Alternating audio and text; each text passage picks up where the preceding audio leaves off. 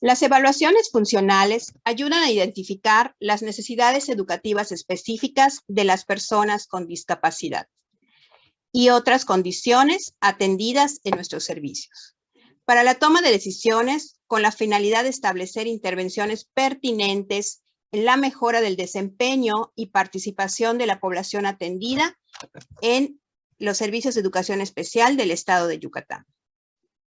El día de hoy estamos reunidos para conmemorar el Día del Psicólogo, celebrado el pasado 20 de mayo. Y con esta reflexión iniciamos la plática Evaluación Funcional en el área de psicología a cargo de la psicóloga Blanca Estela de Jesús Siu Mena. En este momento leeremos el currículo de la psicóloga Blanca Estela para que sepamos cuál es el bagaje que ella tiene en relación a estos temas. La psicóloga Blanca es egresada de la Facultad de Psicología de la Universidad Autónoma de Yucatán en la licenciatura de Psicología. Ha tomado diferentes diplomados en liderazgo docente y calidad educativa del Instituto Tecnológico de Monterrey, así como también en la atención a la diversidad, equidad de género y una vida libre de violencia, impartido por la Facultad de Psicología de la Universidad Autónoma de Yucatán. Y entre otros también está el diplomado de gestión directiva centrada en el aprendizaje, ofertado por la formación continua en 2019. La psicóloga ingresó al nivel de educación especial en el 2001. Por lo tanto, se ha desempeñado como psicóloga en diferentes centros de atención múltiple del interior del estado. Actualmente es directora del Centro de Atención Múltiple número 18 de la ciudad de Tecash. Ha impartido y participado en diferentes mesas de trabajo en la elaboración del manual de operación del Centro de Atención Múltiple en el 2010 y también ha participado en el manual de operatividad de servicios escolarizados que está actualmente en función. De igual manera, ha impartido cursos de motivación y liderazgo a alumnos del Instituto Tecnológico Superior del Estado de Yucatán y ha impartido también pláticas a alumnos de primer grado de la licenciatura de Inclusión Educativa de la Escuela Normal Superior de Yucatán. Sin más preámbulo, pues damos inicio a la plática que compete el trabajo de la mañana de hoy. Gracias, maestra Gaby. Quiero comentarles a los asistentes que todas las preguntas que surjan en el desarrollo de la plática las escriban por favor en el chat de la sesión, para que al finalizar puedan ser respondidas por la ponente. En este momento cedo la palabra a la ponente del evento, psicóloga Blanquita Tsiu, para dar inicio con la plática. Muchas gracias por la invitación al nivel de Dirección de Educación Especial. El día de hoy vamos a tener una plática de un tema sumamente importante en el proceso de evaluación, intervención, seguimiento de nuestros alumnos, ¿no? Esta es una herramienta que vamos a ir conociendo. Voy nada más a proyectar para la diapositiva.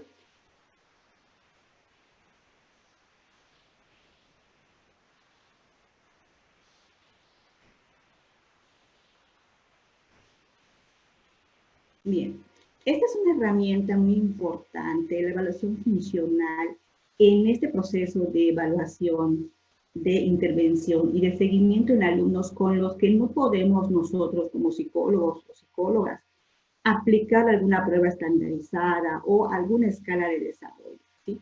Entonces, esta es una herramienta que nos brinda mucha información y la vamos a ir conociendo para que nos pueda hacer útiles en nuestra práctica, que en nuestra función como psicólogos va engranándose el trabajo interdisciplinario en la atención de nuestra población.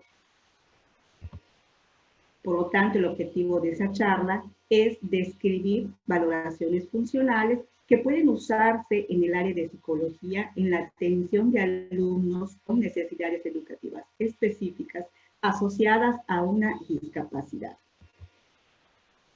Tendríamos que empezar a conocer qué es una evaluación funcional. Bueno, ¿qué es una evaluación funcional? El término funcional se aplica por ser un modelo de evaluación basada en la observación de las conductas actividades e interacción del alumno en entornos diferentes. La herramienta básica de todo psicólogo es la observación, pero aquí, ¿qué vamos a observar? En una evaluación funcional, observamos conductas del alumno en diferentes contextos. Cuando hablamos de contextos o de entornos, estamos hablando de que lo que tenemos que observarlos en el aula, en el hogar y en otras, por ejemplo, en la inserción en la comunidad, en el trabajo y otros, ¿no? Entonces, el término funcional, cuando lo vayamos nosotros entendiendo, es que la evaluación funcional es aquella evaluación que nosotros vamos a usar para observar conductas en donde observemos cómo participa en estas actividades de la vida diaria del alumno en diferentes contextos. ¿Con qué fin? Esta observación tiene un fin de ir registrando cómo es esa participación total o parcial del alumno en sus entornos. Por lo tanto, la evaluación funcional debe estar basada en estos puntos. El primero es que la observación, debemos nosotros observar la observación de las conductas del alumno, como ya había comentado anteriormente, ¿en qué? En actividades e interacciones en entornos diferentes, en la que se recoge información del niño o joven con discapacidad. Este segundo punto es muy importante porque la evaluación funcional, para que pueda darse tal como nos lo plantea, debemos hacer un registro, ¿no? Debemos hacer un registro, propiciar ciertas situaciones en el aula que nos permita registrar cómo está en ese proceso de participación en las actividades. De tal manera que nos va arrojando información de cuáles son esas fortalezas y partir de esas fortalezas para poder entonces dar una buena intervención. También nos dice que debe estar basada en necesidades actuales y futuras del alumno, así como de sus familias y escuelas. Esto es sumamente importante, ¿no? La evaluación funcional nos permite identificar cuáles son las necesidades educativas específicas del alumno. Y este es el primer aspecto, ¿no? Que cuando lo tenemos, nos permite entonces poder hacer una intervención, poder hacer una planeación de qué es lo que vamos a trabajar con el alumno y para poder entonces darle un seguimiento de lo que hemos nosotros trabajado. Pero no solo es tomar en cuenta, ¿sí?, las necesidades actuales del alumno, sino también de su familia y de la escuela. A última línea, cuando nos habla de las necesidades, tomar en cuenta también las necesidades de la familia y de la escuela, es un punto importantísimo que nosotros, en el momento de hacer una planeación, tomando como punto de referencia una evaluación funcional, es un punto sumamente importante, ¿no? En donde al conocer el entorno del hogar del alumno, partiendo de sus necesidades actuales y futuras, vamos nosotros a crear alianzas, a crear esa alianza con la familia para que la familia, ¿sí?, pueda entonces visualizar hacia qué es lo que desea trabajar con su hijo, ¿no? Una evaluación funcional parte de esta premisa. ¿Por qué? Porque sin el apoyo de la familia, muchas veces, pues nosotros podemos planear muy bonito, ¿no? Nuestra planeación estará así como que dentro de lo que yo considero que el alumno necesita, pero no toma en cuenta el entorno familiar o las necesidades que la misma familia tiene. Pues esto es así como que algo administrativo, porque realmente el impacto que debamos nosotros de tener en la cuestión del avance del alumno en esa participación total o parcial que le permita hacerlo más independiente y autónomo, se ve entonces rezagado. Entonces aquí es una parte importantísima que debamos tomar en cuenta al momento de hacer o de llevar a cabo una evaluación funcional. Debemos nosotros también detectar cuáles son esas necesidades que la familia externa, ¿no? Cuáles son esas expectativas que tiene hacia su hijo y a partir de ahí empezar a hacer un plan de intervención o una planeación individual o una planeación centrada en la persona. Entonces, esto es importante, cómo las necesidades del alumno con las necesidades de la familia y de la escuela deben verse, ¿sí?, reflejados en un plan de intervención. Por lo tanto, el modelo funcional considera todas las áreas de desarrollo incorporado en todos los contextos de aprendizaje de la vida práctica y la vida social.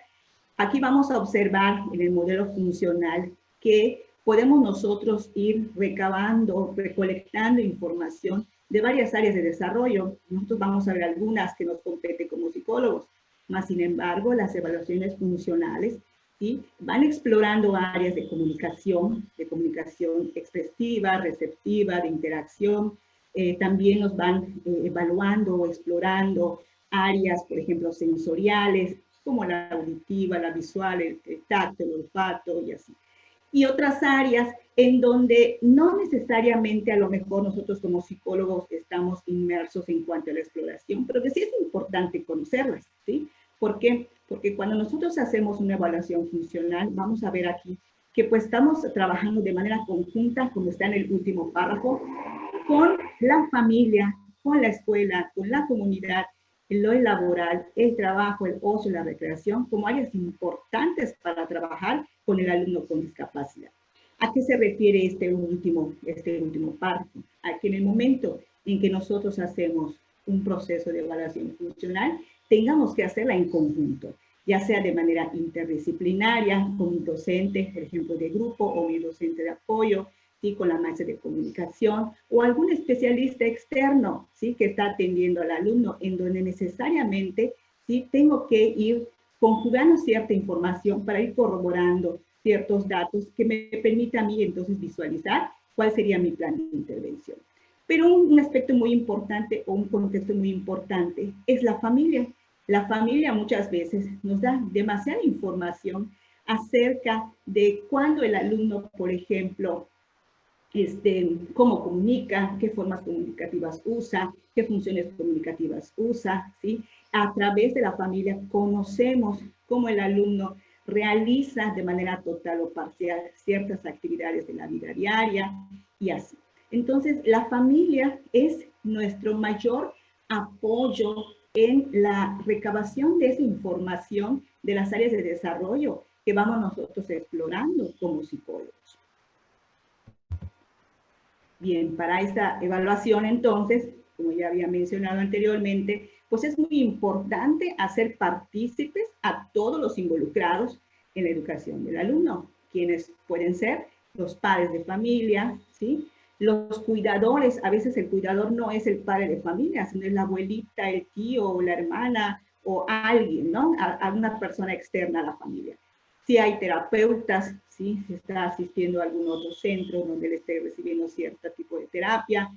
Involucrar también y participar a los maestros de escuelas especiales, en el caso, por ejemplo, si estamos hablando que está en una escuela regular, ¿sí?, ir observando cómo se desempeña o cuáles son las conductas que refleja el alumno en una escuela, por ejemplo, regular. O si va en un servicio escolarizado como un campo, pues cuáles son las conductas, ¿sí?, que le va permitiendo a él ser lo más autónomo e independiente. Al involucrar y hacer partícipes a todos lo que estamos nosotros en contacto con el alumno, pues estamos nosotros recabando diversas áreas de desarrollo y sobre todo estamos cumpliendo con ese criterio básico que nos está pidiendo la evaluación funcional. ¿Y que cuál es? El observar al alumno en los diversos contextos en los que se desenvuelve. Por lo tanto, ¿cuál es el objetivo de la evaluación funcional? Bueno, nosotros como psicólogos, ¿en qué momentos podemos hacer uso de una evaluación funcional? Desde un momento, por ejemplo, de una evaluación diagnóstica, en donde el alumno ingresa y necesitamos conocer cuáles son sus necesidades específicas, podemos hacer uso de esta, o en un proceso de evaluación psicopedagógica, en donde aquí, sobre todo, cuando ya tenemos este momento de la evaluación psicopedagógica, tenemos nosotros que ir identificando no solamente las necesidades educativas específicas, sino también las barreras para el aprendizaje y la participación que está teniendo el alumno. Entonces, esta evaluación funcional, cuando la utilizamos, ya sea en una evaluación diagnóstica, ya sea en una evaluación psicopedagógica, nos está dando mucha información para poder hacer un plan de intervención, ¿sí? que este plan de intervención nosotros podemos seguir usando la evaluación funcional en el proceso de evaluación y seguimiento de esta misma intervención.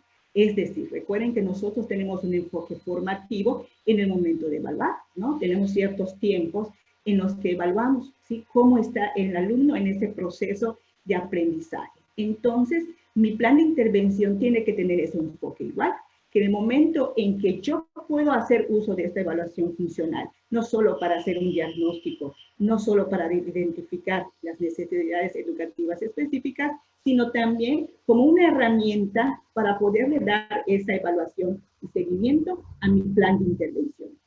Puede llamarse plan de intervención en el caso de la SUSAEL, puede llamarse, por ejemplo, planeación individual o planeación central en la persona, según sea la planeación que estamos utilizando. Y recuerden que esto depende de cada alumno.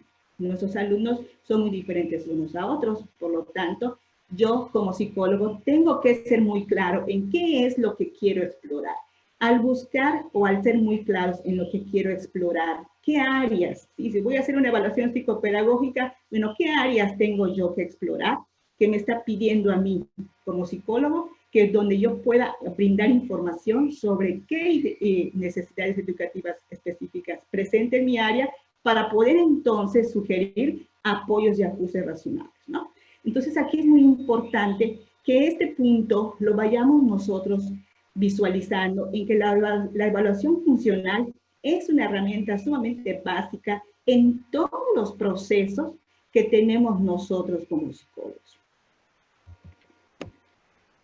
También nos menciona que el objetivo es identificar el potencial de los niños y jóvenes para poder desarrollar habilidades que le favorezcan independencia y autonomía. Efectivamente, ¿no? Aquí una evaluación funcional, cuando nosotros ya identificamos, debe ir aterrizado en un plan de intervención, ¿sí? Debe ir aterrizado en una planeación centrada en la persona o una planeación individual, pero que esa planeación en cuanto a la intervención que vamos a hacer tiene que iniciar a partir de lo que el alumno es capaz de hacer, ¿sí? Entonces aquí la evaluación funcional no vamos partiendo de lo que él se le dificulta, estamos partiendo de lo que es capaz de hacer. Entonces aquí es una herramienta que nos permite, bueno, si está parcialmente en este proceso de alimentación, por decir un ejemplo, bueno, ¿de dónde vamos a partir? De este proceso, entonces de esta habilidad, entonces yo voy, ¿sí?, ampliando esas habilidades gradualmente que vayan favoreciendo esa independencia y autonomía. ¿Con qué puedo hacer uso de una evaluación funcional? Bueno, alumnos con discapacidad múltiple, con discapacidad severa o con otra condición que requieren ajustes razonables generalizados. Es decir, que los recursos y estrategias que requieren se den de manera constante, ¿no? Que los recursos y estrategias se apliquen en varios contextos de la vida para que los alumnos puedan acceder a la información y puedan relacionarse en los diferentes entornos de la vida y que también reciban esos ajustes a largo plazo, inclusive durante toda su vida. Yo, en mi experiencia personal, pues lo he utilizado con alumnos con trastorno del espectro autista, nivel 2, nivel 3, en donde aquí las evaluaciones funcionales te dan mucha riqueza de información con el alumno, no tiene un lenguaje, ¿no? A nosotros como psicólogos siempre se nos plantea, es que no le puedo aplicar la prueba estandarizada porque no habla, ¿no? O no escucha, por ejemplo, tiene una discapacidad auditiva o hay una discapacidad que pues no hay un lenguaje oral. Entonces esto ya hace que, bueno, no la puedo utilizar tal cual, pero sí puedo utilizar alguna escala, ¿no? Pero no me brinda toda la información que necesito. Entonces aquí es en donde la evaluación funcional, ¿sí?, en estos casos de esta población atendida, te puede dar mucha información sobre lo que tú quieras intervenir. En el caso, por ejemplo, de alumnos con trastorno del espectro autista que les comentaba hace un ratito, pues yo lo he utilizado, por ejemplo, para explorar las áreas sensoriales, ¿no? En donde es muy importante también, en el caso de ellos, o en alguna población, por ejemplo, de multidiscapacidad, alumnos con multidiscapacidad, en donde también, pues, vemos así como que retos sensoriales en ellos, ¿no? Entonces, ahí sí es importante el que nosotros podamos conocer todas las evaluaciones funcionales que tenemos a la mano, al alcance, ¿no? Y que dependiendo de lo que las necesidades educativas específicas del alumno podamos usar, elegir, ¿no? Podamos nosotros decir, en este momento yo quiero hacer uso de estas evaluaciones, por ejemplo, sensoriales, pero en este otro momento, por ejemplo, si yo necesito, porque estoy haciendo un proceso de evaluación psicopedagógica, voy a hacer uso de una evaluación funcional en el área cognitiva y en actividades de la vida diaria, ¿no? Entonces, aquí es importante que nuestra población a la que podamos nosotros hacer uso de una evaluación funcional se amplía, ¿sí? No se cierra. Nosotros vamos ampliando y vamos haciendo uso de estas de acuerdo al objetivo de la evaluación. Entonces aquí sí es importante que nosotros vislumbremos hacia qué alumnos podemos nosotros hacer uso de estas evaluaciones funcionales. ¿Cuáles son algunas opciones de evaluación funcional que podemos utilizar como psicólogos? Bueno, aquí vamos a hablar específicamente, ¿sí?, de los mapas, y que específicamente, aunque vamos a ver unos ejemplos, vamos a hablar del proyecto Oso y Estrella, que yo creo que muchos aquí ya conocemos sobre esto, ¿no? Tenemos la experiencia en el mapeo, por ejemplo, ¿no? Y en las evaluaciones de ADEFAC. Las evaluaciones de ADEFAC son evaluaciones educativas funcional para niños y jóvenes con discapacidad múltiple y sordoceguera, que tiene varias áreas que exploran, pero específicamente vamos a abordar la psicosocial, comportamiento, cognitiva y actividades de la vida práctica y cotidiana, que son las que normalmente utilizamos los psicólogos para explorar aquellos aspectos que nos pide en nuestro proceso de evaluación o de intervención. Iniciamos con los mapas. ¿Qué es un mapa? Bueno, los mapas son una forma de planear a futuro de un alumno joven.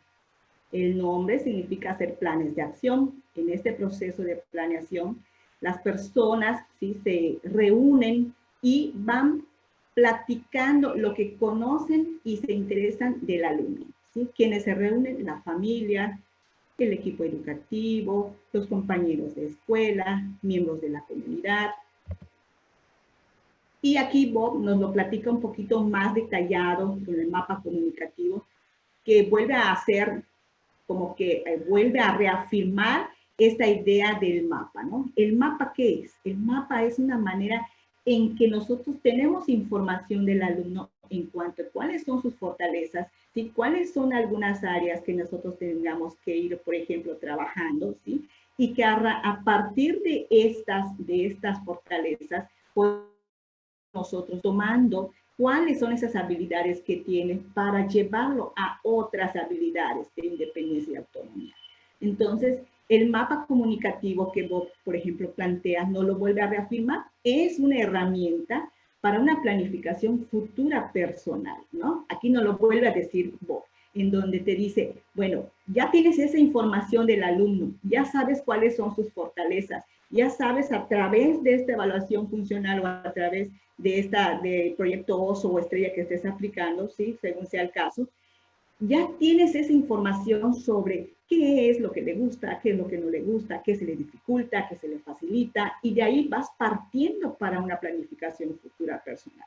Entonces aquí nos platica Bob, ¿sí?, que esto es lo que nos debe de llevar el conocer al alumno. O sea, pues volvemos a repetir, el mapa es un conocimiento del alumno, pero que va proyectando, ¿sí?, una visión futura de él, ¿no? Hacia dónde, qué es lo que, como que, cuáles son los planes para este alumno en un futuro a corto y a largo plazo.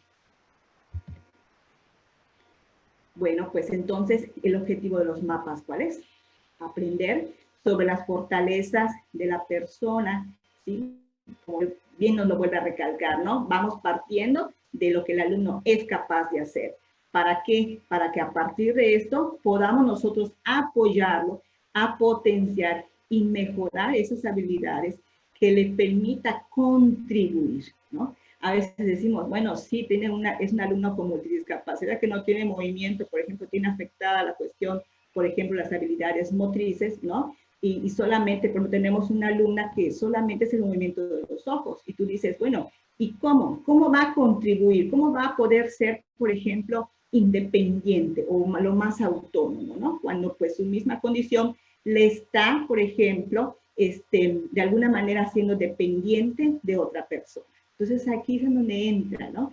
A pesar de estas, que a veces vemos muchas cosas que no puede hacer, debamos partir. Bueno, pero ella puede comunicarse a través de los ojos. Te puede mirar y te puede decir lo que quiere o lo que no quiere, si le gusta el alimento que le estás ofreciendo o no le gusta el alimento que le estás ofreciendo, y así, ¿no? O si te está prestando la atención, o si, por ejemplo, le agrada cierta melodía, o así, dependiendo de lo que vayamos trabajando. Entonces, aquí sí es importante que nosotros podamos visualizar en los alumnos, sobre todo los que trabajamos en CAM, que el mapa es una herramienta para poder potenciar más habilidades en nuestros alumnos que le permita parcialmente, ¿sí? O totalmente su autonomía e independencia. El segundo punto nos menciona que va destacando lo que es importante, que las demás personas, lo que las demás personas conocemos del alumno, ¿sí? Con discapacidad y lo que debemos saber y hacer para apoyar. De ahí la importancia de hacer partícipe a todos los involucrados, ¿no? A todos los que tenemos contacto con el alumno. Volvemos a hacer mención, por ejemplo, de la familia, mención, por ejemplo, de los docentes de escuela regular, ¿no? Que pues ahí tenemos alumnos con cierta condición igual en las escuelas regulares, que el maestro, por ejemplo, dice, bueno, pues yo estoy enfocado a la lectoescritura, el pensamiento matemático y demás, y pues el que no puede, pues yo lo dejo relegado, ¿no? O no busco ni qué trabajar, te dice de plano, te lo dice así, no sé ni qué trabajar con él, ¿no? Y se lo delega a la USAID. Bueno, entonces aquí es donde tú tienes entonces ese conocimiento del alumno y lo tenemos que compartir, ¿sí? El alumno tiene ciertas fortalezas, tiene ciertas habilidades y a partir de ahí tenemos que empezar a ver, ¿sí? Para poder entonces hacer una intervención que le permita al alumno ser partícipe en otras actividades de la vida diaria. El tercer punto nos dice que pues si ya logramos ese conocimiento del alumno, todos los involucrados que estamos en la educación de este alumno, pues entonces desarrollemos una visión compartida para el futuro de este mismo alumno, ¿no? Es decir, ¿hacia dónde? ¿Cuáles son esas metas a corto y a largo plazo que tenemos con el alumno? Pero aquí somos todos, ¿no? Aquí no es solamente la USAER o el personal del campo, yo psicólogo del campo, psicóloga, por ejemplo, de la USAER, no, sino somos todos involucrados, llámese escuela, llámese familia, llámese docentes de escuela regular, llámese, por ejemplo, los compañeritos del salón de la primaria y así. Entonces, tenemos que desarrollar en el mapa esa intervención que permita que tengamos metas comunes, ¿no? Que dentro de lo que a cada uno nos compete, ¿sí? Podamos nosotros ir desarrollando actividades para favorecer esa participación total o parcial del alumno, que le permita entonces, ¿sí? Ir viendo hacia dónde queremos que el alumno en un futuro pueda lograr. Entonces, este punto es sumamente importantísimo. A esto se hace referencia con esta definición de que desarrollemos una visión compartida. Sobre todo con la familia, cuando estamos hablando de los CAM, ¿no? Porque les vuelvo a comentar. O sea, estará muy bonita nuestra planeación y a lo mejor queremos hacer muchas cosas, pero si no tienes así como que todavía a la familia no logras, ¿no? Como que aceptar a lo mejor cuando haces la evaluación funcional o el mapeo, te das cuenta que tiene unas expectativas o muy altas o muy pobres acerca del alumno. Es cuando entonces nosotros como psicólogos tenemos que trabajar. ¿Qué es lo que la familia puede aportar, ¿no? ¿Qué es lo que puede hacer por su hijo o por su hija? Entonces ahí es la función del psicólogo importantísima para ese acompañamiento en ese proceso. Bueno, ¿qué tipos de mapas hay? Vamos a ver que hay mapas de relaciones, mapas de preferencias, mapas de emociones, mapas de talentos. Todos estos mapas pues nos van brindando información acerca de las fortalezas del alumno, ¿no? Cada uno va destinado al uso de qué es lo que queremos nosotros qué información queremos ir rescatando del mapa, ¿no? pero no perdamos de vista que cualquiera de estos tiene el mismo fin, ¿no? Que es el de recolectar información que nos permita visualizar qué habilidades tiene el alumno, para que a partir de esas habilidades nosotros podamos hacer un plan de intervención que vaya dirigido a una participación total o parcial del alumno en ciertas actividades de la vida diaria. Como les mencioné, vamos a hablar muy específicamente de lo que trabajamos en educación especial, que es el proyecto OSO, el que ya platicamos y el que ya más usamos es el proyecto OSO o Estrella. El proyecto OSO se llama así si se trata de un niño, u OSA si es una niña. Es una estrategia diseñada por Bob y que constituye el punto de partida para elaborar un perfil dinámico funcional del alumno. Nos lo vuelve a decir ella con el perfil dinámico funcional. ¿Qué quiere decir esto? Que vamos a ir partiendo precisamente de esas habilidades, de esas fortalezas que tiene el alumno, ¿no? Aquí en el proyecto OSO nosotros vamos recolectando información acerca de qué es lo que le gusta, qué es lo que no le gusta, cuáles son sus temores, ¿no? Y a partir de ahí nosotros vamos haciendo una información en donde con el alumno no hay un lenguaje oral, sino que tiene a lo mejor una forma comunicativa a través de gestos, movimientos, etcétera. Entonces, a partir de ahí, nosotros tenemos que hacer que nuestra intervención esté enfocada a una intervención que sea funcional para el alumno. Cuando hablamos de funcional, recordemos nuestra definición, tiene que ser, ¿sí?, aquel que le sea útil en su vida diaria, en la medida de sus posibilidades. Se trata de una actividad en la que se reúne al equipo de trabajo con la familia para reunir y compartir la información que tienen sobre el alumno. Por lo tanto, ¿cómo se realiza? Bueno, se reúne el equipo colaborativo, la familia, la maestra, el director, el equipo psicopedagógico, ¿sí? Todos los involucrados. Si estamos hablando, por ejemplo, de la escuela regular, pues hasta el maestro de grupo, ¿sí? Los compañeritos del salón, por ejemplo, del alumno, ¿sí? Todos los que estamos nosotros teniendo un contacto, ¿sí?, constante y directo con el alumno. En un segundo momento se va explicando a todos los miembros del equipo que la actividad es una dinámica que tiene como objetivo compartir lo que sabemos del alumno, así como los sentimientos y expectativas de los miembros del equipo, ¿sí? En un tercer momento se muestra una cartulina como la que se presenta a continuación, siendo importante que en ella pues no se esté dando explicaciones, sino que solamente se ponen los iconos y se va mencionando cada punto. Como esta, ¿no? Esta es la cartulina que nos está mencionando en el punto 3, y en donde en cada una de las caritas todos pues vamos poniendo, por ejemplo, quién es el alumno, quién es, ¿no? Quién es y cómo es. Luego, en una carita sonriente vamos poniendo lo que le gusta o es capaz de hacer.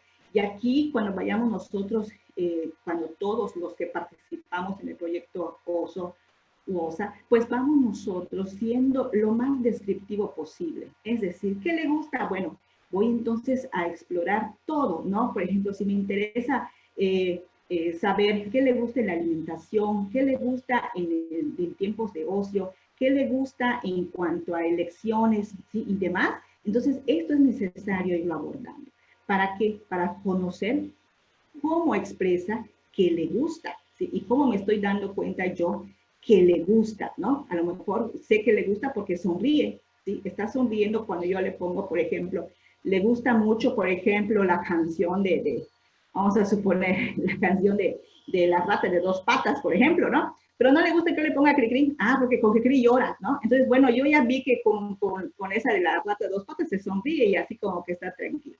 Entonces, esta es una descripción muy precisa que tenemos que hacer en ese momento. Igual cuando ponemos información sobre qué le hace enojar, ¿no? La familia nos da mucha información, ¿no? Hay cosas que a lo mejor no podemos observar que se hayan dado en el aula, pero en la casa sí, ¿no? Entonces aquí en cuando qué le hace enojar, es qué es lo que le disgusta, ¿no? Que, por ejemplo, cuando hace tal cosa, o cuando, por ejemplo, nosotros tenemos un alumno que ¿qué le hace enojar? Le hace enojar que, por ejemplo, tiene una manita que no le gusta que le toquen, ¿sí? Entonces, cuando le tocas esa mano, inmediatamente te tira el golpe. No le gusta, le enoja, ¿no? Entonces, ¿cómo expresa ese enojo y qué le hace enojar? También en el proyecto OSO nos va arrojando información de cuáles son sus temores, ¿no? Por ejemplo, bueno, le tiene miedo o como que se sobresalta, brinca o llora cuando, por ejemplo, escucha el volador o escucha, por ejemplo, no lo sé, el ruido de la licuadora, etcétera, ¿no? También nos da información de qué se le dificulta o qué le disgusta, ¿no? Que les vuelvo a comentar. Igual es importante esa información muy descriptiva sobre cómo está expresando lo que le disgusta y se le dificulta. Y qué es lo que qué situaciones le ocasionan ese disgusto. Nuestros sueños, pues ahí es ya, pues nuestras expectativas, ¿no? Y así como que nuestras metas a largo plazo. ¿Qué es lo que queremos, ¿no? ¿Qué es lo que queremos, por ejemplo, que logre él en un futuro o ella en un futuro, ¿no? A largo plazo. ¿Y qué podemos hacer? Ya es mucho más concreto, son nuestras metas a corto plazo.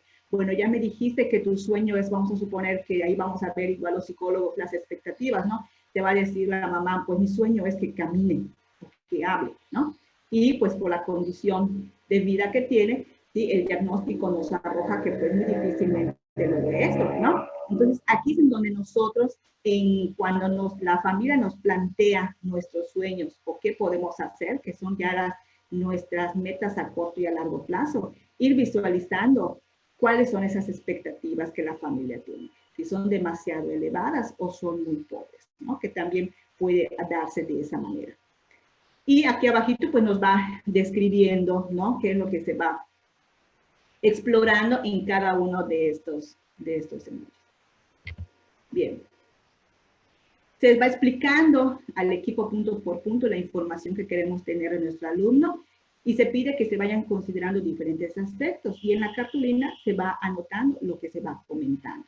Como último punto se toma el aspecto donde decía que podemos hacer, el de la estrellita, y a partir de ahí nosotros debemos propiciar ese espacio para poder como que ir pensando en los objetivos. Te va a decir la familia, bueno, pues yo quiero a lo mejor pues que me diga cuando, por ejemplo, que me comunique, por ejemplo, como él quiera o como él pueda, maestra, quiero que me comunique que se siente mal, ¿no? Muchas veces las mamás adivinan cuando no hay un lenguaje, o sea, cuando ya la condición de vida ya es muy comprometida, pues te dice, no sé si se siente bien o se siente mal, ¿no? Y yo quiero que, por ejemplo, pues que al menos yo pueda saber si se siente mal, ¿no? Que me lo pueda decir. Bueno, entonces, ahí es en ese espacio cuando nosotros vamos dando, ¿sí? Como que esa apertura para poder entonces acordar con la familia los objetivos a trabajar, ¿no? Aquí es muy importante dar este espacio, porque a partir de ahí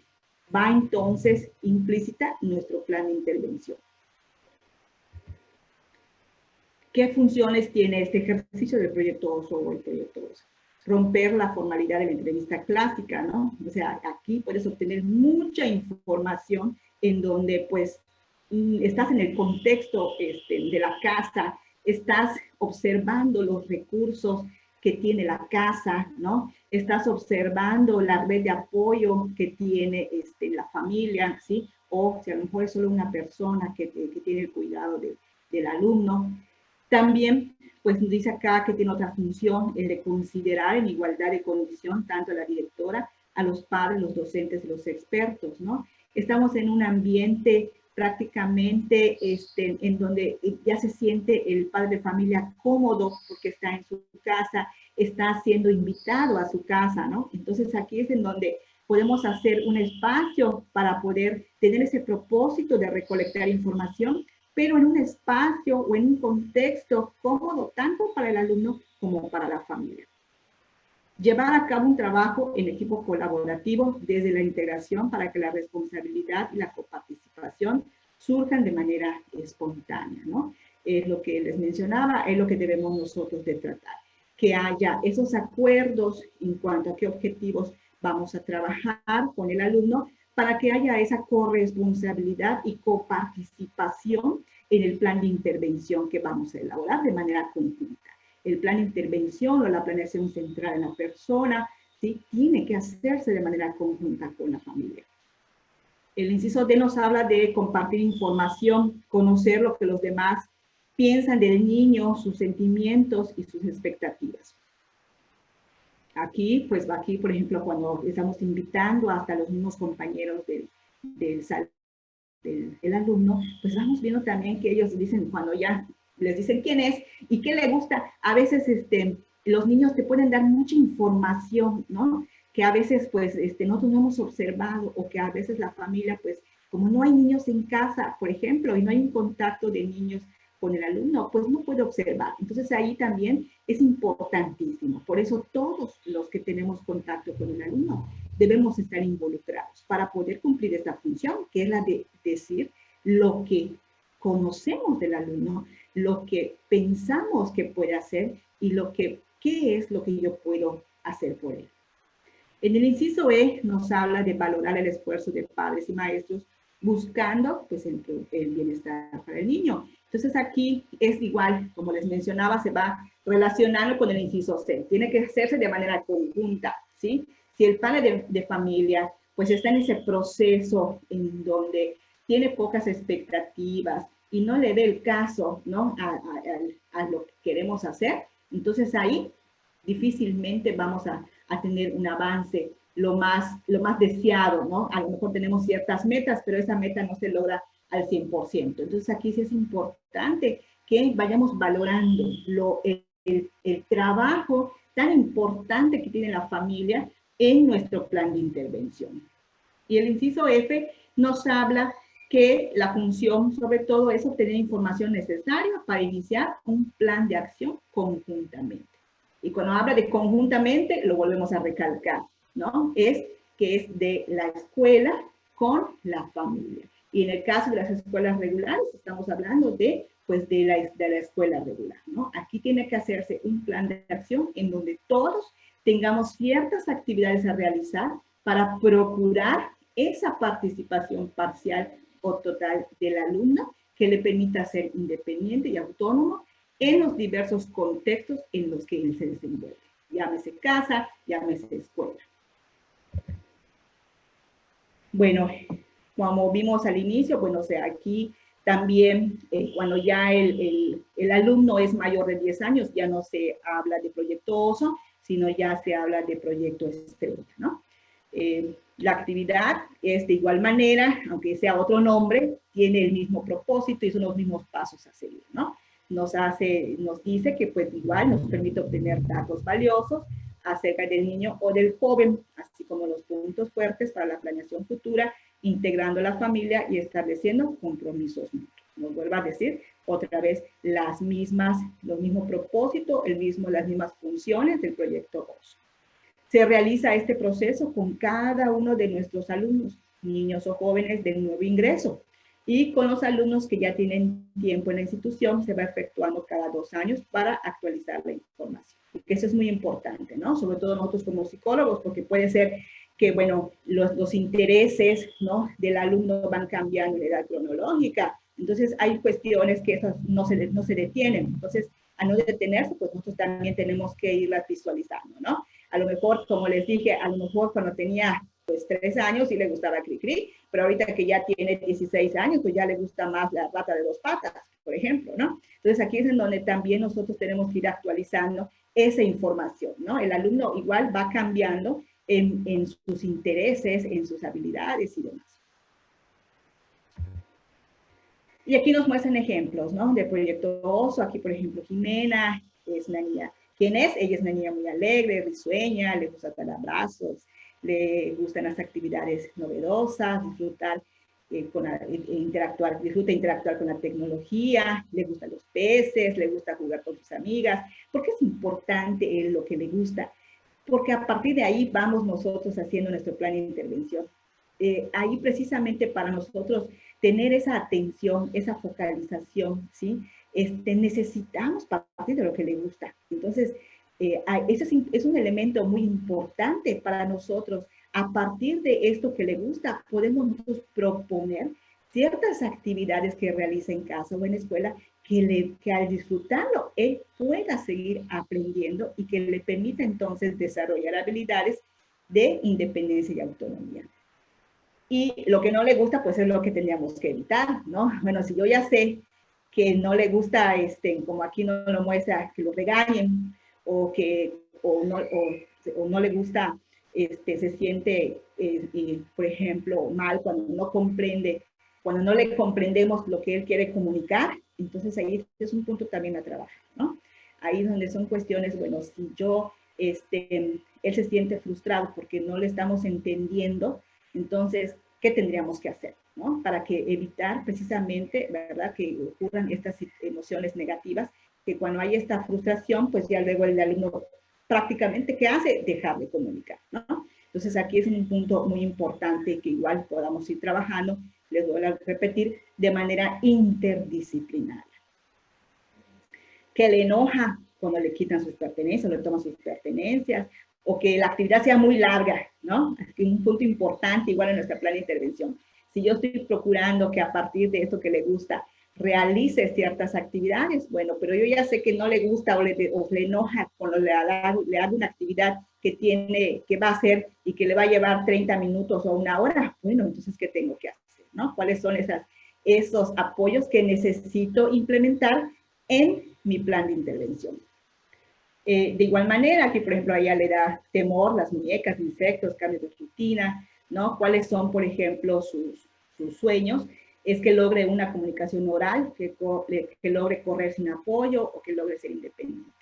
Y sus deseos es que la familia menciona que tenga su hija, ¿sí?, una intención comunicativa, que realice algunas señas convencionales para comunicarse, que socialice, que cuente con un apoyo dactilar o que identifique nociones de tiempo y espacio. Es un ejemplo. Y aquí hay otros que, bueno, ¿no? Aquí es importante, se los quisimos compartir porque vean ustedes aquí en la imagen, ¿no? Un proyecto estrella, un proyecto oso. Vamos viendo como psicólogo, vamos viendo las expectativas y la red de apoyo, ¿no? ¿Qué red de apoyo tiene, por ejemplo, Cristian? En donde si estamos nosotros en nuestro plan de intervención proponiendo actividades en donde va a tener ciertas responsabilidades los que están en contacto con Cristian en casa, aquí se le va a facilitar mucho a la mamá porque vamos a involucrar a la abuela, a los tíos, a los primos, ¿verdad? Pero, ¿qué diferencia, por ejemplo, con Fabiola, ¿no? En donde ahí, por ejemplo, su único red de apoyo es, por ejemplo, la mamá. Entonces ahí es donde nosotros tenemos que conocer ese aspecto importante para que cuando nosotros propongamos actividades a realizar en casa, lo tomemos en cuenta, ¿no? Porque si no, imagínense, si es la única persona que está al cuidado de Fabiola y le ponemos, ¿qué será? 10 actividades a realizar. Bueno, la señora pues también cocina, también tiene a lo mejor otras actividades, ¿no? Y entonces, ¿qué va a hacer? Pues a lo mejor no te va a hacer ninguna, ¿no? Entonces aquí es en donde nosotros de manera conjunta debamos nosotros ir tomando en cuenta el ambiente, ¿sí?, de casa para ir viendo, ¿sí?, la red de apoyo, quiénes son los cuidadores, cuál es la rutina de casa y así.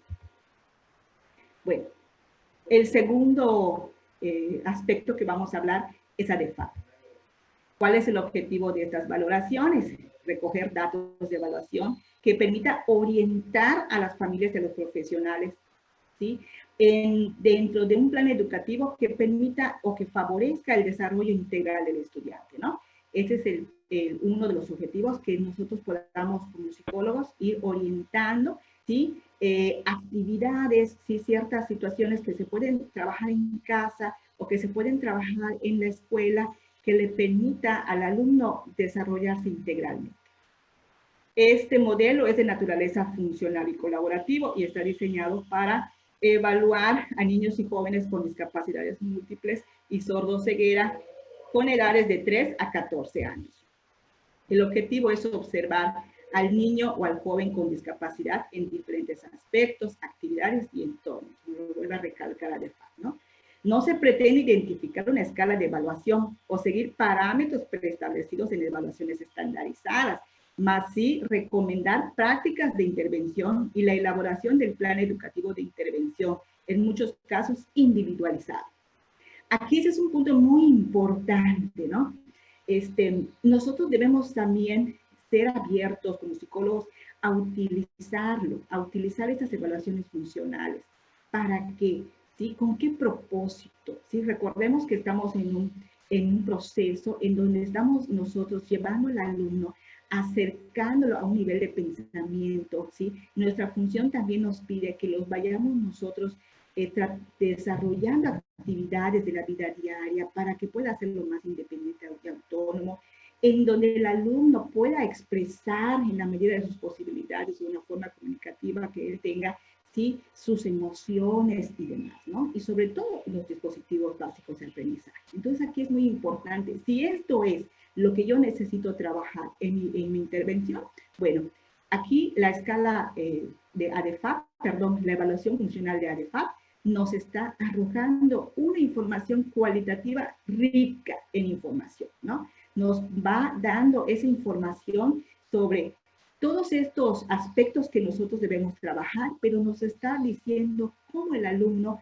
hace cierto aspecto, ¿no? Cómo lo va expresando o cómo lo va aplicando en su vida diaria. ¿Qué aspectos incluye la prueba? Bueno, como les mencionaba, ¿no? La prueba, bueno, la evaluación funcional de ADFAP tiene 11 aspectos, que en las primeras 4 son las sensoriales, que es la visual, auditiva, táctil y olfativa. Es lo que yo les platicaba. Yo he utilizado estas 4, por ejemplo, con alumnos con trastorno del espectro autista o con alumnos con multidiscapacidad, ¿sí?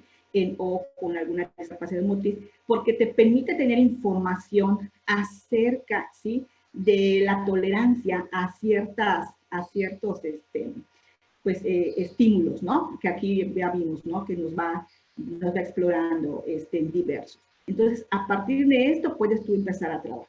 Y en lo que ves tú que pues no está él desarrollando o estos aspectos no los está teniendo, acercarlo lo más próximo, ¿no? A este aspecto que nos va mostrando la prueba.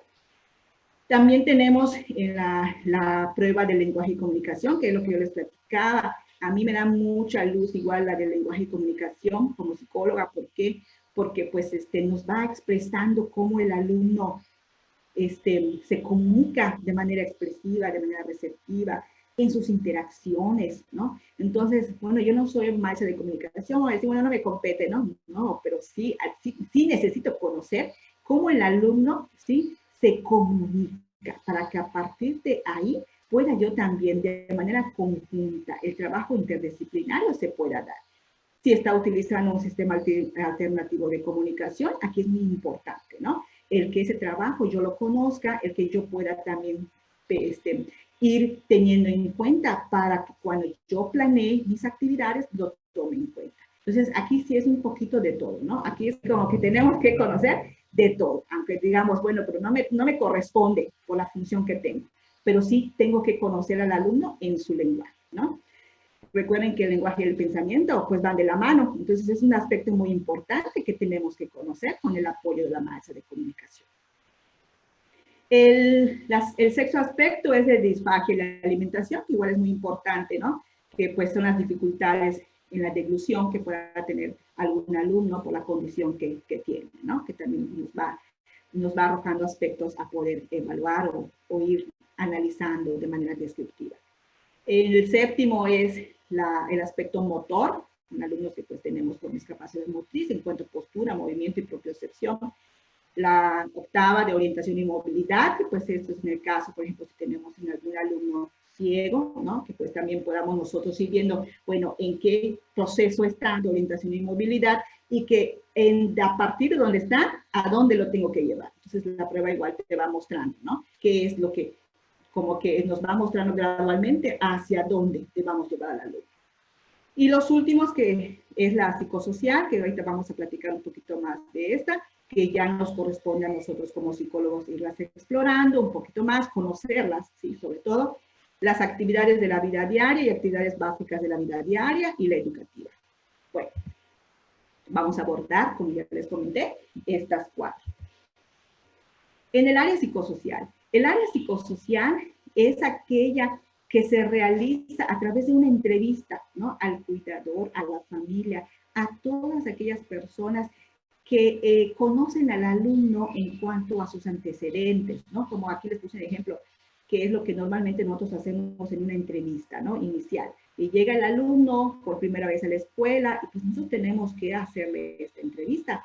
Esta prueba de área psicosocial nos complementa información de la entrevista que manejamos en nuestros manuales, ¿sí? Porque además de que nos está explorando aspectos del, como fue el embarazo, parto y demás, ¿no? Que pues está en nuestra entrevista, también nos va arrojando, que no le puse toda solamente, solo es una pequeña presentación nada más, pero que la prueba luego nos va hablando acerca de datos de la familia, como por ejemplo, quién es el padre, quién es el madre, quién es el cuidador, a qué se dedican, cuál es la rutina de la familia, qué actividades realiza la familia y demás, ¿no? También nos da información acerca de otras atenciones que recibe el alumno, como por ejemplo, va, por ejemplo, a un psiquiatra, va a un neurólogo, va a un ortopedista y así nos enlista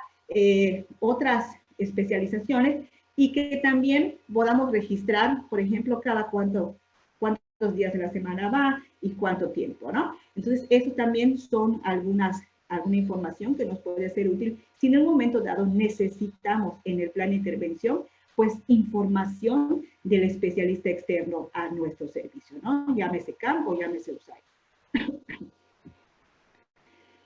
Por último, también nos permite explorar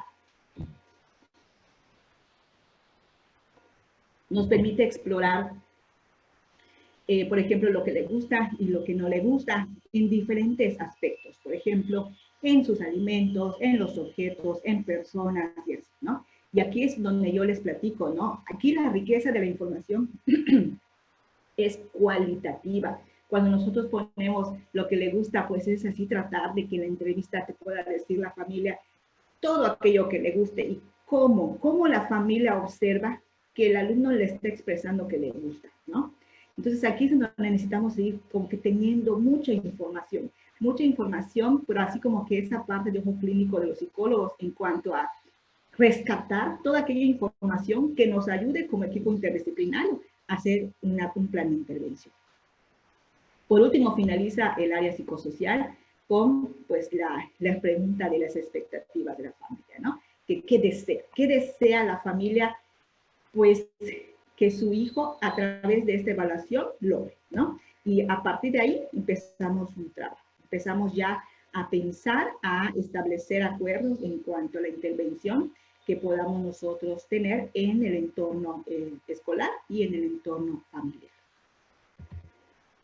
Otra área que también nos puede dar información si estoy evaluando el comportamiento, por ejemplo, ya sea para una evaluación diagnóstica o una evaluación psicopedagógica, pues también es la de comportamiento, ¿no? La de comportamiento nos va dando estos aspectos que podamos observar. Igual es una muestra, una pequeña muestra, porque tiene otras más, la prueba, y les puse aquí nada más un ejemplo.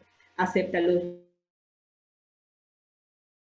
donde nosotros derechos de la evaluación describe, es, bueno, en la escuela, si acepta límites con la maestra, ¿cómo lo hace? No acepta, ¿cómo lo hace? ¿Qué hace? ¿No? Y ante qué situaciones, por ejemplo, acepta y no acepta.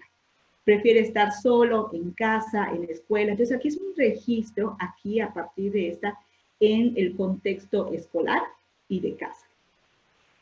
Lleva las manos del otro para obtener lo que quiere, se golpea a sí mismo, tiene fijación a los objetos, respeta su tiempo y el otro, cómo reacciona cuando está molesto, cómo dirige los ojos para establecer una interacción. Entonces aquí es una parte importante en donde se va, esta información que nosotros rescatamos, se va complementando con la exploración que, por ejemplo, la maestra de comunicación hace de lenguaje y comunicación. Por ejemplo, un ejemplo, ¿no?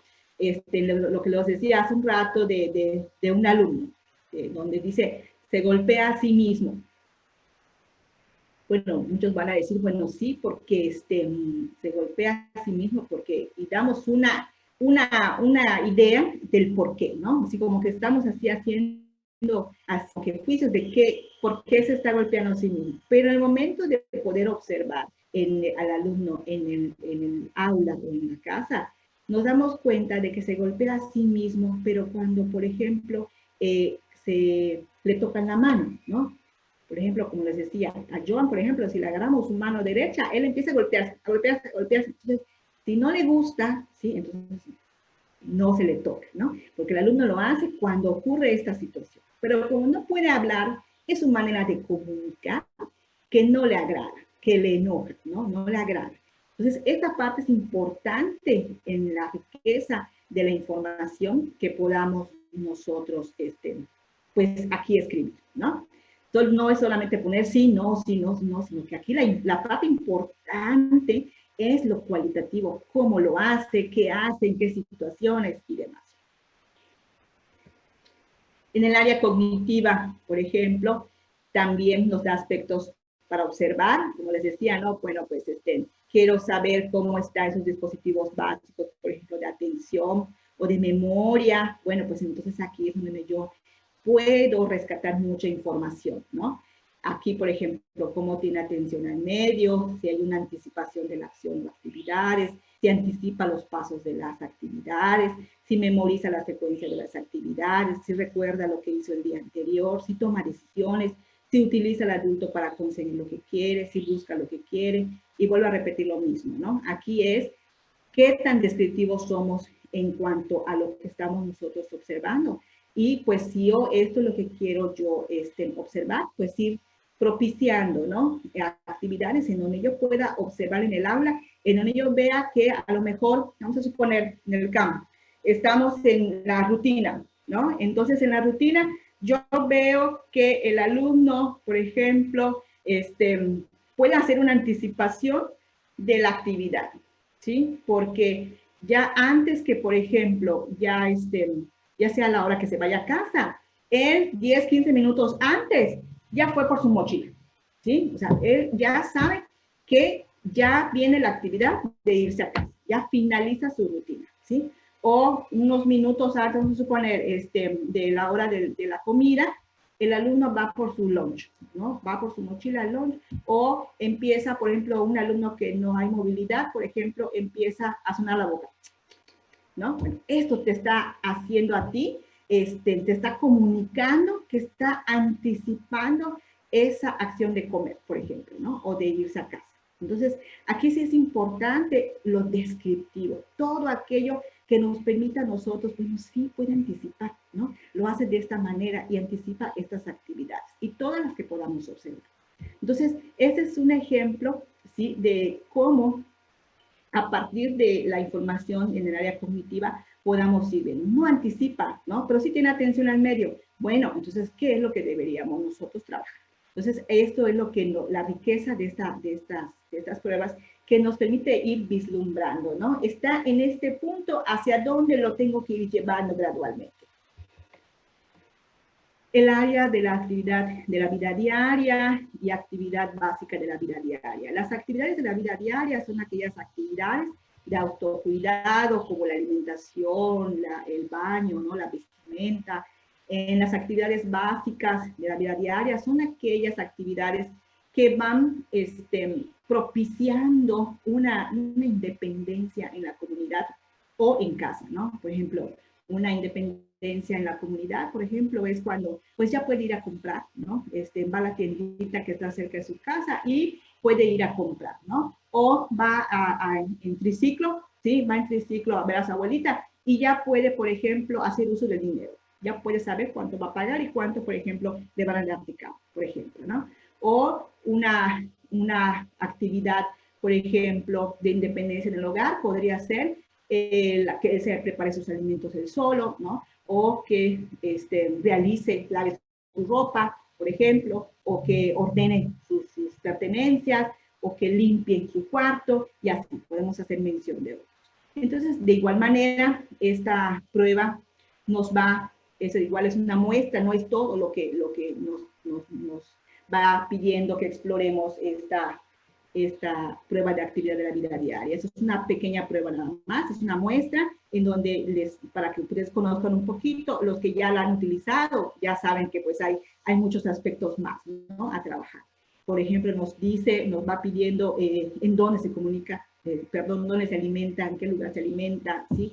Se alimenta solo, necesita ayuda, de quién, usa las manos para alimentarse, utiliza los cubiertos, cuáles, hace uso de vaso, botella o el tubo, cómo se viste o se desviste, le molesta cuando el pañal está sucio, puede identificar el lado equivocado de la ropa. Y esto es muy importante, sobre todo, para ir determinando cuáles son esos apoyos o ajustes razonables que el alumno necesita igual, ¿no? Por ejemplo, tenemos una condición de vida de un alumno con multidiscapacidad que, por ejemplo, no está afectada la cuestión motriz y que necesita, por ejemplo, un ajuste razonable, por ejemplo, en su cuchara o por ejemplo, en su cepillo dental para que de manera parcial, por ejemplo, pueda agarrar el cepillo, ¿sí? Y alguien, o por ejemplo, mamá o el cuidador, le ponga la pasta. Pero lo estás haciendo partícipe, ¿sí? Entonces, sabemos que no lo va a hacer solo, toda la técnica de cepillado, pero ¿cómo lo estás, ¿sí?, involucrando en ese proceso, ¿sí?, en ese paso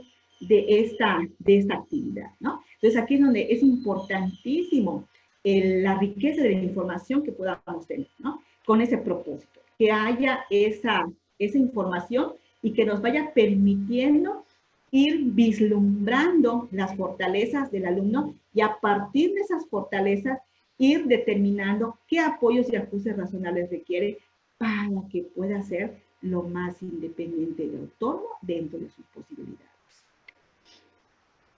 Las observaciones que ya les mencioné, pues deben hacerse en el contexto natural de los niños y los jóvenes evaluados.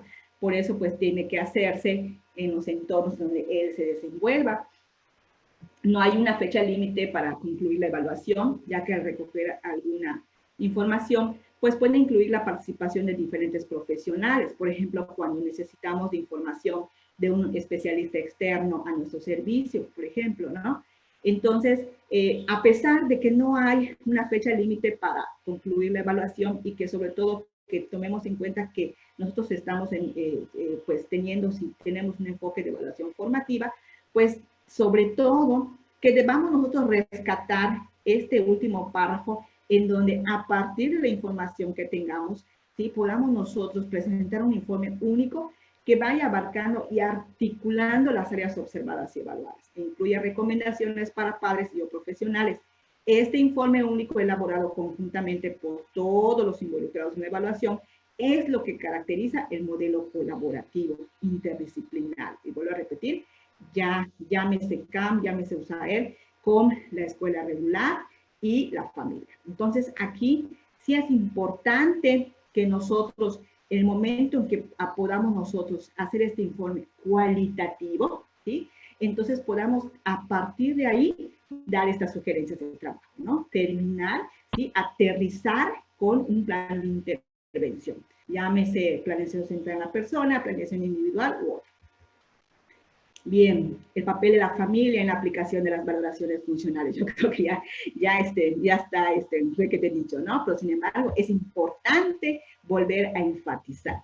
La evaluación educativa funcional debe hacerse con la participación de un equipo de colaboración con el objetivo de desarrollar el trabajo educativo donde sean involucrados la familia y todos los profesionales que trabajen con el alumno con discapacidad, como les decía, ¿no? Tengo que partir de esos acuerdos que con la familia yo ya tuve en cuanto a lo que queremos trabajar con el alumno para que el alumno para que la familia de manera conjunta con nosotros podamos, ¿sí?, sugerir actividades que le permitan ser, ¿sí?, autónomos e independientes a través de actividades en donde participe parcial o totalmente. Pero orientando a las familias en cuanto a los apoyos y ajustes que su hijo necesita para poder lograrlo. Recordemos que este modelo de evaluación educativa funcional tiene como objetivo principal recomendar prácticas de intervención y actividades a desarrollar en el plan educativo individual, donde la familia juega un papel muy importante desde el principio de la evaluación, ¿verdad? Que es en donde a través de la familia miramos, ¿sí?, a nuestros alumnos sobre ciertas fortalezas que el alumno, ¿sí?, va expresando en casa. Entonces, desde ese momento, nosotros tenemos que hacer partícipe a la familia y aterrizarlo sobre todo en ese plan educativo individual. Por lo que el papel de la familia y los cuidadores en el proceso de evaluación y la construcción del programa educativo individualizado es sumamente importante, ya que debemos nosotros contemplar en ese plan individual las necesidades, preferencias y expectativas de las familias. Deben estar incluidas y consideradas en el proceso de evaluación educativa funcional, ¿no? Lo que les decía, si la expectativa de la familia es tal cosa, pues nosotros tenemos que partir de eso, ¿no? Pero induciendo, o sea, nuestro trabajo como psicólogos es induciendo. Si tiene expectativas altas o bajas, es ir trabajando estas expectativas para ir llevando a nuestro alumno para este proceso, ¿no? Pero es importante tomarlo en cuenta para que si conocemos esto, podemos orientar y sugerir. Si no lo conocemos, si hacemos este plan o esta evaluación sin la información de la familia o sin que la familia participe, pues vamos a hacer un trabajo, pero que no va a tener el resultado que esperamos, ¿sí? Aquí sí es importante y volvemos a recalcar que tenemos que tomar en cuenta a la familia en este proceso. ¿Qué es lo que puedo yo recomendarles para el trabajo con las familias? Establecer un canal asertivo de comunicación, ¿no? Aquí, cuando hablamos de establecer un canal asertivo de comunicación, es, bueno, aquí respetando sus necesidades y deseos, respetando sus costumbres y cultura, fortalecer lazos de cooperación y corresponsabilidad, establecer formas de trabajo funcionales acorde a las características de la familia y así. Como les decía, ¿no? Nosotros tenemos que iniciar un plan de intervención tomando en cuenta el contexto del hogar.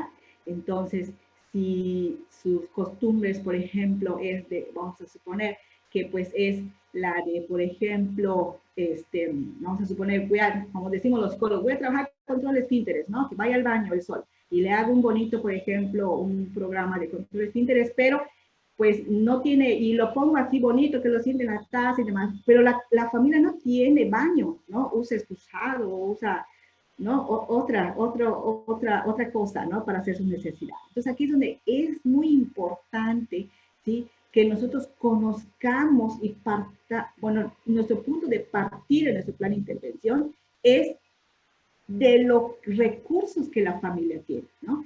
De lo que la familia, ¿sí?, tiene en el hogar en cuanto a recursos de trabajo, ¿sí? Pero no solo en eso, sino también en cuanto al conocimiento de lo que puede hacer por su hijo. Entonces, aquí sí es importante que vayamos estableciendo esa comunicación, que una vez que la logremos, es el gancho. Si logras esta comunicación, si ese clic con los padres de familia, vas a lograr esa cooperación y corresponsabilidad, ¿sí?, que es el propósito de esta evaluación funcional. Bueno, para terminar, podamos hacer como que las puntualizaciones precisas que queremos, así que nos vayamos con el día de hoy, con la conclusión del tema, es que la evaluación con el enfoque funcional identifica las necesidades y desafíos más importantes del alumno con discapacidad, ¿no? Nos está aquí mostrando, ¿sí?, a través de la evaluación funcional, cuáles son esas necesidades educativas específicas propias que yo trabajo en mi área como psicólogo, ¿no? También identifica las necesidades y desafíos más importantes de la familia en relación con su hijo con discapacidad. No solamente son las necesidades del alumno, sino también las necesidades y retos pues, que tiene la familia.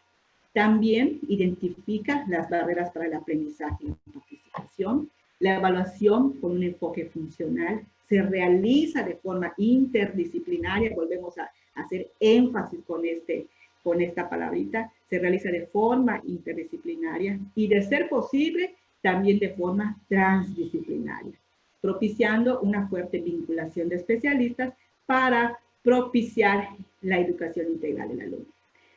Esta evaluación funcional debe concluir con una propuesta, ¿sí? En la que se tome en cuenta las características del contexto del alumno con discapacidad. Muy bien, pues muchas gracias por su atención. Y con esto finalizamos. El tema en sí es muy amplio, es una breve plática, así como para que conozcamos acerca de las evaluaciones funcionales. Más sin embargo, pues es nuestra tarea irla conociendo a mayor profundidad. Las evaluaciones funcionales, como todos, ¿verdad? La práctica te va haciendo, pues así, más experto en cuanto a qué observar, qué es lo que debo registrar, qué es lo que a partir de esta información puedo ir rescatando para mi intervención, evaluación y seguimiento. Bueno, pues es todo por mi parte y pues creo que ya pasamos en el momento de los comentarios o dudas. Así es, vamos a dar inicio entonces con esta parte de las preguntas. Vamos a tener 10 minutitos para poder resolver las preguntas que han puesto algunos compañeros en el chat. Y la siguiente que te voy a leer es la valoración funcional en específico. El proyecto OSO es una valoración que la hace el especialista de comunicación. Nosotros contribuimos con esa información respecto a nuestra área. Es aclarar por la corresponsabilidad como parte del equipo interdisciplinario, mencionan Blanquita. Sí, así es, efectivamente, y todo va a depender de la organización del servicio, ¿no?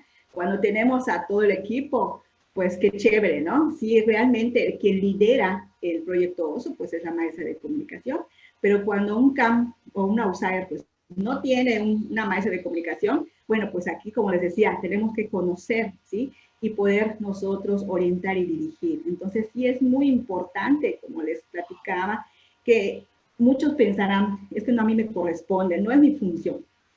Pero recordemos que estamos nosotros ¿sí? trabajando con el alumno de una manera integral. Entonces, lo que yo trabaje con el alumno impacta en el trabajo del otro especialista, ¿no? Entonces, cuando tenemos la oportunidad de contar con una maestra de comunicación, adelante, eso es una riqueza y sí, aportamos. Mucho de lo que va a aportar el psicólogo del proyecto OSO también va vislumbrando el plan de intervención de todo el equipo, ¿no? Y sobre todo, que también no perdamos de vista. Cuando no tenemos esa fortuna de ir teniendo una maestra de comunicación, es muy importante conocer el proyecto OSO, porque nos da una riqueza de información que, miren, que muchas veces dices, es que esto en la escuela no lo hace, ¿sí? Pero que en casa lo hace y te están hasta mostrando cómo lo hace, porque está el niño, pues, en un ambiente natural y él está cómodo y él está expresando y él está haciendo, ¿no? Entonces aquí sí es importante que nos vayamos con esta idea. Sí estoy de acuerdo, aportamos mucho, los psicólogos, estoy de acuerdo, totalmente de acuerdo, pero no olvidemos, ¿no? Cuando no tenemos esa fortuna de contar con todo el equipo, pues es nuestra tarea. Es una tarea importantísima, la de nosotros, el de estar conociendo, ¿sí? A través del alumno, pues esta riqueza que nos va a dar el proyecto OSO o proyecto Estrella. Espero haber contestado pues, a este comentario. Luego preguntan, ¿estos proyectos se enlazan con el plan de estudios? Es decir, brinda información para relacionar con aprendizajes esperados y plasmarlos en los documentos de intervención, planeación, etcétera. ¿O estos proyectos permiten abordar, de acuerdo al modelo ecológico, otros aprendizajes que no están en el plan? Claro, así es. Recuerden que esto es la riqueza de las evaluaciones funcionales, llámese proyecto OSO o evaluación de ADEFAP. Esto nos permite, ¿no? Que podamos nosotros ir vinculando ciertos aspectos a trabajar dentro de mi área. Recuerden que esto, las evaluaciones funcionales y las pruebas que yo pueda usar para recabar o recolectar la información, varía de alumno a alumno, ¿no? Entonces, aquí la riqueza de información que me dé estas evaluaciones funcionales me va a permitir a mí como psicólogo, dentro de mi intervención, ir eligiendo aprendizajes esperados. Si así, si al analizar o al revisar los aprendizajes esperados de la currícula, se pueden trabajar. Si en un momento dado ya revisaste y no, el alumno por sus necesidades educativas específicas, pues no hay un aprendizaje esperado que te permita a ti trabajar dentro de tu función, pues esos aprendizajes esperados, vamos a llamarle de educación socioemocional, por ejemplo. Entonces, es tu tarea, ¿sí? O es nuestra tarea más bien, ¿sí? Pues entonces establecer objetivos, ¿no? Ahí es la importancia, ¿sí? Que esa parte donde le entramos un poquito de miedo, ¿no? Ay, ¿cómo le voy a hacer con el objetivo? Bueno, aquí es en donde nosotros, a partir de ese conocimiento, ¿sí? del alumno, debemos nosotros ir vislumbrando. Bueno, yo ya conozco la currícula y puedo trabajar este aprendizaje. No puedo trabajar el aprendizaje esperado. Entonces, ¿yo qué tengo que hacer? El ir diseñando esos objetivos de aprendizaje que en nuestros formatos nos dan esa oportunidad, ¿no? Que puedo yo trabajar aprendizajes esperados o en un momento dado, dependiendo de las necesidades educativas específicas de este alumno, requiero trabajar con él estos objetivos, ¿sí? Y ser también muy concretos, no ser así muy ambiciosos, ¿no? Porque de repente puedo decir, bueno, si con este alumno voy a trabajar, por ejemplo, 3 o 4 objetivos. Jesús, cuando empiezas a hacer tu planeación y te entra en la persona o tu planeación de intervención, te das cuenta que estás, digamos, abarcando demasiado, que podrías partir de paso a paso, que si yo logro este paso me va a llevar al siguiente paso, como que ir haciendo esa construcción de esto me va a llevar a lo otro, pero en este momento necesita esto, ¿no?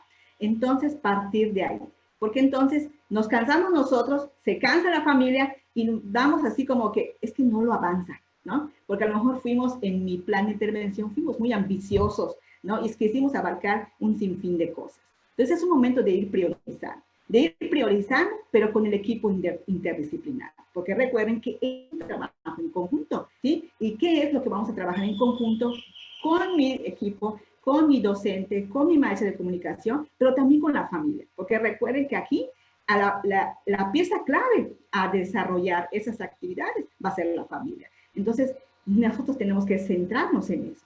Entonces, vuelvo nada más para concluir este comentario. Sí podemos hacer uso de aprendizajes esperados, pero también de objetivos de aprendizaje. ¿De qué va a depender? De las necesidades educativas específicas del alumno. Ese es el punto clave, ¿no? Entonces, sí es muy importante porque, pues, ¿cómo voy a identificar esas necesidades educativas específicas? A través de estas evaluaciones funcionales. Bueno, es mi comentario. No sé si ojalá haya ayudado a esta persona a aclarar un poquito esta duda. Así es. Bueno, hay algunos comentarios en relación a otras pruebas que existen, como Batel, Waze, que también sirven por medio de la observación. Se van realizando actividades para poder observar e ir registrando lo que se va observando en los alumnos. Mencionan que gran parte del trabajo que realizan los psicólogos pues es realmente esta parte de la observación y que sería importante que, bueno, los compañeros también estén enterados de esta situación, ¿no?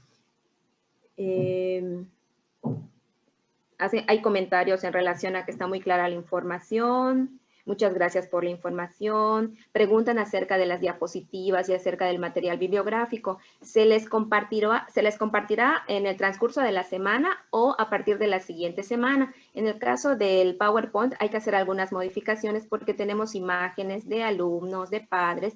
Entonces, esas no las podemos compartir, ¿no? Para que todos nosotros tengamos. Pero sí la parte de la información bibliográfica y todo esto sí se les podrá compartir en el transcurso de la semana. Les estará llegando a los correos, a todos los participantes que estamos la mañana de hoy trabajando. Y en general, dice, buen día, estos aspectos valoran el área socioemocional. ¿Qué pasa con los campos formativos? Bueno, ya hablaste tú un poquito en relación a esto, a la respuesta que acabas de mencionar, que va a depender de acuerdo a las características del alumno y necesidades educativas específicas que presente, ¿no?